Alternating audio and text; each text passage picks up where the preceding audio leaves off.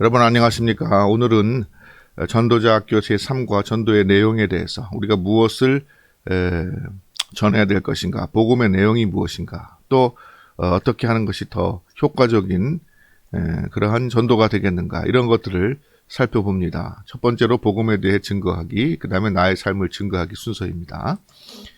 먼저 복음에 대해서 증거하기입니다. 우리가 전해야 될 내용은 복음입니다. 그 원리들을 이렇게 나누어서 설명한 것인데, 첫 번째 원리는 무엇입니까? 복음의 주체로서의 하나님입니다. 하나님은 누구신가라는 것이죠. 그는 만물의 창조자요, 주관자요, 구원자라. 이것을 분명히 우리가 전해야겠습니다. 창세기 1장 1절에 보면은 태초에 하나님이 천지를 창조하셨느니라 라고 말씀하고 있습니다. 천지 만물을 창조하신 분이 누구냐? 우연 발생적으로 된 것이 아니고 하나님의 창조에 의해서 시작된 것이다. 그리고 그분은 지금도 세계를 운행하시는 분이시고 우리를 구원하시는 분이시다 라는 것을 전하는 것이죠.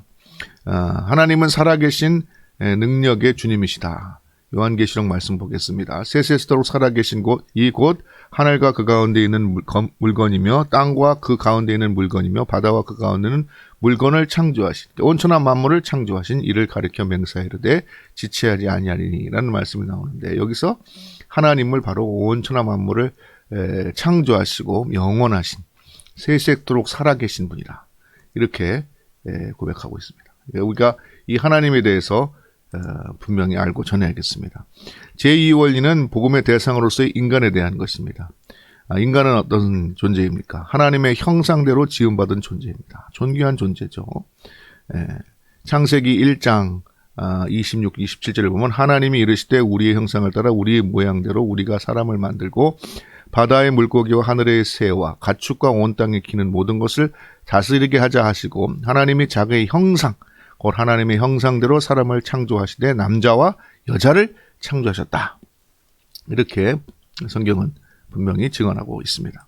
인간은 본디 하나님의 형상대로 만들어진 영적인 존재라는 것입니다. 세 번째는 복음의 필요, 죄의 문제입니다.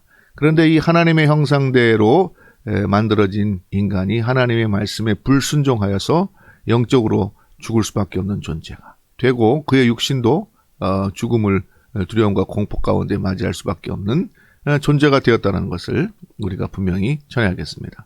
하나님과의 단절은 가난과 질방과 저주를 불러옵니다. 로마서 5장 12절 말씀, 그러므로 한 사람으로 말미암아 죄가 세상에 들어오고, 한 사람이라는 것은 아담을 말하는 것이죠. 또 죄로 말미암아 사망이 들어왔다 그랬습니다. 이와 같이 모든 사람이 죄를 지었으므로 사망이 모든 사람에게 이르렀다. 이렇게 말하고 있죠. 먼저는 하나님과의 영적으로 단절이 되었습니다. 우리가 죄를 지음으로 말미암아 영적인 사망에 이르렀다라는 것입니다. 이사야서 말씀을 보겠습니다. 여호와의 손이 짧아 구원하지 못하심도 아니요 귀가 둔하여 듣지 못하심도 아니라 오직 너희 무엇이요? 죄악이 너희와 하나님 사이를 갈라 놓았고 너희가 죄가 그의 얼굴을 가리어서 너희에게서 듣지 아니하게 함이다. 그렇게 말하고 있습니다.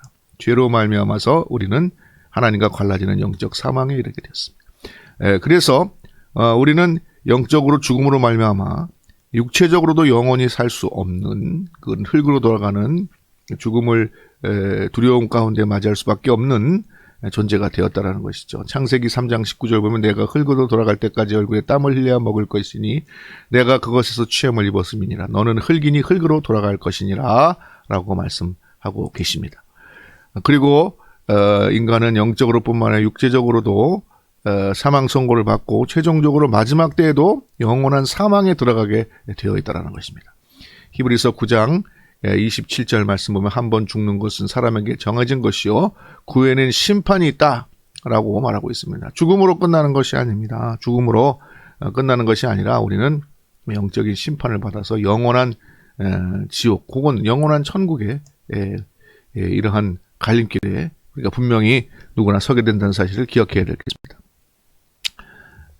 또 우리가 여기 보았던 것처럼 계시록 20장 11절에서 15절 말씀을 보게 되면 내가 크고 흰 보좌 위에 앉으신 이를 보니 땅과 하늘이 그 앞에서 피하여 간데 없더라. 또 내가 보니 죽은 자들이 큰 자나 작은 자나 그 보좌 앞에 서 있는데 책들이 펴있고 또 다른 책들이 펴져 있고 생명책이나 죽은 자들이 자기 행위를 따라서 책들에 기록된 대로 심판을 받으니 바다가 그 가운데서 죽은 자들을 내주고 사망과 음부도 그 가운데서 죽은 자들을 내주매 각 사람이 자기 행위대로 심판을 받고 사망과 음부도 불못에 던져지니 이것은 둘째 사망 곧 불못이라 누구든지 생명책에 기록되지 못한 자는 불못에 던져지니라 라고 말하고 있는 것입니다.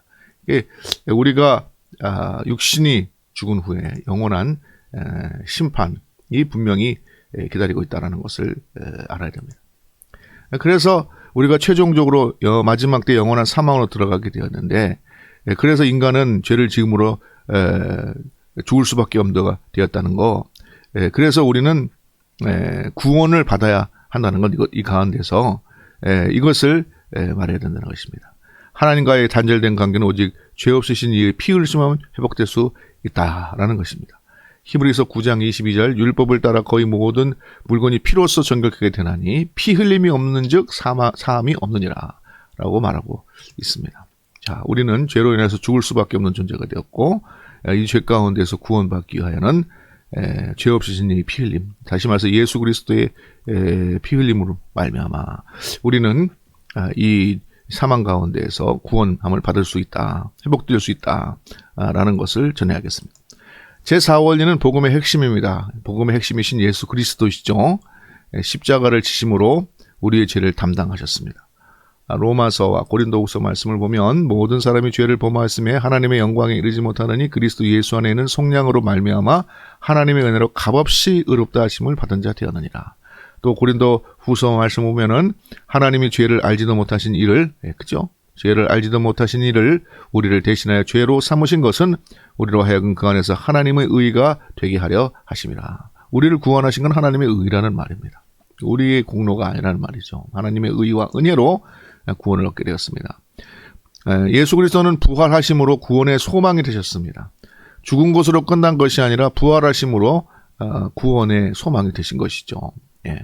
베드로전서 1장 3절 말씀을 보면 우리 주 예수 그리스도의 아버지 하나님을 찬송하리로다. 그의 많으신 긍휼대로 그리스도 예수를 죽은 자 가운데에서 부활하게 하심으로 말미암아 우리를 거듭나게 하사 산 소망이 있게 하셨다.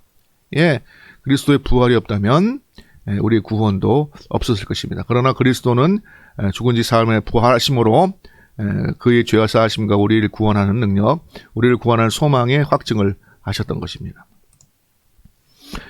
바로 이 십자가 사건은 하나님의 은혜와 구원의 상징이고 하나님의 사랑의 증거입니다. 요한 1서 말씀을 보겠습니다. 하나님의 사랑이 우리에게 이렇게 나타난 바 되었으니 하나님이 자기의 독생자를 세상에 보내심은 그로 말미암아 우리를 살리려 합니다. 우리를 살리려 합니다. 사랑은 여기 있으니 우리가 하나님을 사랑한 것이 아니요 하나님이 우리를 사랑하사 우리 죄를 속량하기 위하여 화목제물로 그 아들을 보내셨다. 그렇게 말하고 있습니다. 여러분, 예수 그리스도로 말미암아 우리는 죄 가운데에서 사망 가운데에서 구원함을 얻고 영원한 생명을 얻을 수 있는 소망을 얻게 되었습니다. 제5원리는 복음의 내용입니다. 영접과 믿음이죠. 이 복음을 여러분 듣고 영접하고 믿음을 가질 때에 그때에 여러분 구원이 임합니다.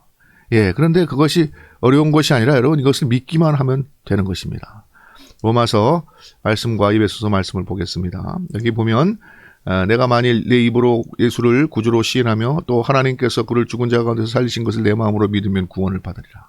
사람이 마음으로 믿어 의에 이르고 입으로 시인하여 구원에 이른다 그랬습니다. 그러니까 우리가 이것을 입으로 시인해야 되겠어요.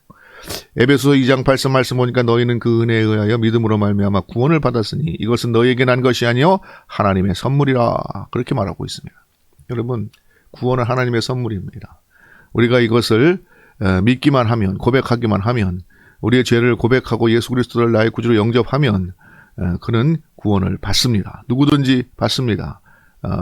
빈부귀천, 남녀노유 아무런 관계가 없습니다. 누구든지 예수 그리스도를 구주로 영접하고 믿고 고백하면 구원에 이른다는 것이 복음의 내용입니다.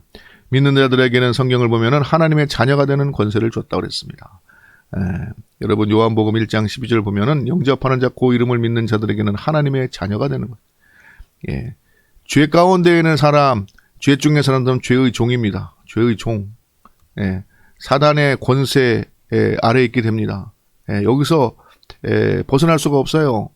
죄 가운데 사는 것입니다. 죄 가운데 살다가 믿지 않고 죽는 사람들에게는 심판, 지옥의 불못밖에 없다고 아까 말씀드렸습니다. 그러나 누구든지 예수 그리스도를 믿음으로 고백하는 자는 하나님의 이제 자녀예요. 죄의 종이 아니에요. 신분이 바뀌는 거죠.